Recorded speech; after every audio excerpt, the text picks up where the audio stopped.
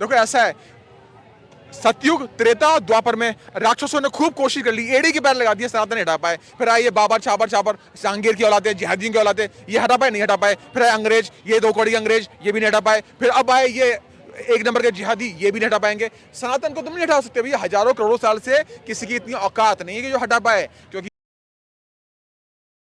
देखिए वो अपाहिज आदमी है, वो क्या हम पे क्या हमला बोलेगा, उसकी खुद की औकात नहीं है। अगर इसके धर्म के बारे में मैंने बोले चालू कर दिया तो रो पड़ेगा, ये खून के आंसू रोएगा और चरणों में गिर जाएगा कि बाबूजी आपने मेरी पोल कैसे खोल दी। इसके खुद के गिरेबान में झांक के देखो तो उसके खुद का गिरेबान गंदा कैसे। यीशु को सूली पे किसे चढ़ाया? तुम्हारे ही लोगों ने चढ़ाया। यीशु को मारने वाले कौन थे? तुम्हारे लोग तो थे। तो तुम्हारी क्या औकात, तुम्हारे हमारे धर्म के बारे में बोलोगे? तुम हमारे धर्म के बारे में एक परसेंट नहीं बोल सकते, क्योंकि सनातन धर्म के यहाँ तुम बैठ के खा रहे हो, तुम उसी माइक से बोल रहे हो, उसी देश में बोल रहे हो, तो तुम्हारी कोई औकात नहीं है। मेरे सामने होता तो जैसे दो जूते और मारता मैं। कह तो रहा हूँ आपको, महादेव ने यीशु को भेजा कि इस धर्म को बचाओ, वो गए, उन्होंने उसी को मार के चढ़ा दिया। कौन थे यीशु? कौन थे? ऑलमाइटी के पहले पुत्र। ऑलमाइटी कौन है? शिव जी। शिव जी के पहले पुत्र कौन थे? कार्तिकेय। कार्तिकेय यीशु पर के गए थे, उन्होंने उसको मार के चढ़ा दिया। अच्छा देखो ऐसा है, सतयुग त्रेता द्वापर में राक्षसों ने खूब कोशिश कर ली, एड़ी के पैर लगा दिए, सनातन हटा पाए। फिर आए ये बाबर छाबर छापर जहांगीर की औलादे, जिहादियों की औलादे, ये हटा पाए नहीं हटा पाए। फिर आए अंग्रेज, ये दो कौड़ी अंग्रेज, ये भी नहीं हटा पाए। फिर अब आए ये एक नंबर के जिहादी, ये भी नहीं हटा पाएंगे। सनातन को तुम नहीं हटा सकते भैया, हजारों करोड़ों साल से किसी की इतनी औकात नहीं है कि जो हटा पाए। क्योंकि हम धर्म की राजनीति करते हैं, हम प्रेम की राजनीति करते हैं, हम प्रेम करते हैं। हमारे यहाँ पर पेड़ों की पूजा होती है, हमारे जानवर की पूजा होती है, हमारे यहाँ शक्ति की पूजा होती है। तुम्हारे यहाँ किसी की पूजा नहीं होती। शक्ति तो तुम्हारे यहाँ तुम्हारी टिश्यू पेपर की तरह है, तुम टिश्यू पेपर की तरह यूज करते हो। मानते हैं भाजपा धर्म की राजनीति करती है? हाँ, भाजपा जो धर्म की राजनीति करती है, मैंने कब मना करा? भाजपा जो धर्म की राजनीति करती है वो सभी धर्मों को साथ में लेने की बात करती है।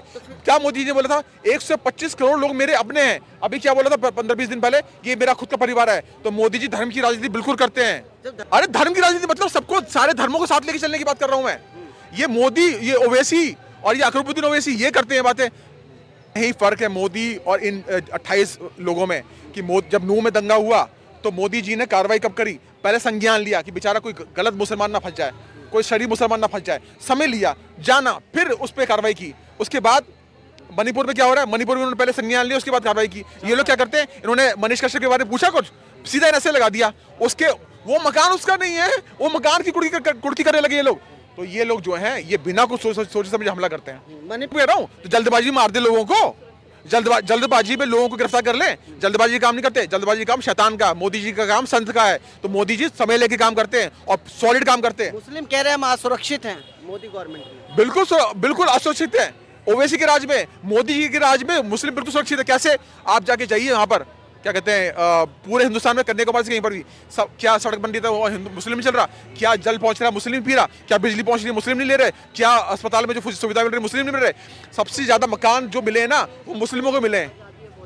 जो सबसे ज्यादा मकान मिले वो मुसलमानों को मिले हैं। ये उनके ही मुस्लिम नेता जो बीजेपी के अंदर, उसने मुझे परसों बताई ये बात। अच्छा, इस बयान उनके जो नेता हैं केसी वेणुगोपाल, उन्होंने ही बोला है कि जो अभिव्यक्ति की आज़ादी है देश में, हर किसी को किसी भी धर्म के ऊपर बोलने की आज़ादी है। ठीक है, अब मैं इसमें अपना मत रखना चाहूँगा कि जो उदयनिधि स्टालिन साहब ने बोला सनातन के ऊपर, उन्होंने कोरोना, डेंगू और मलेरिया से कंपेयर किया सनातन धर्म को, और बाकायदा उन्होंने इसको तुलना करने के लिए तुलना की। उसका वजह है कि जिस तरीके से इन तीनों वायरस को ख़त्म किया गया उसी तरीके से सनातन को ख़त्म करने की बात की गई है उन्होंने। ठीक है, अब मैं इतना पूछना चाहूँगा इनसे कि आपका जो नाम है प्रभु, आपका नाम है उदयनिधि स्टालिन, ठीक है, आपके नाम में 2 अक्षर आगे के जो हैं वो दोनों सनातन धर्म से बिलोंग करते हैं। आपके पिताजी के नाम में 2 अक्षर उनके नाम से बिलोंग करते हैं। आपकी जो माँ का नाम है वो तो सनातन की बहुत बड़ी देवी है, उनके नाम से बिलोंग करता है, दुर्गा, उनका नाम है दुर्गा।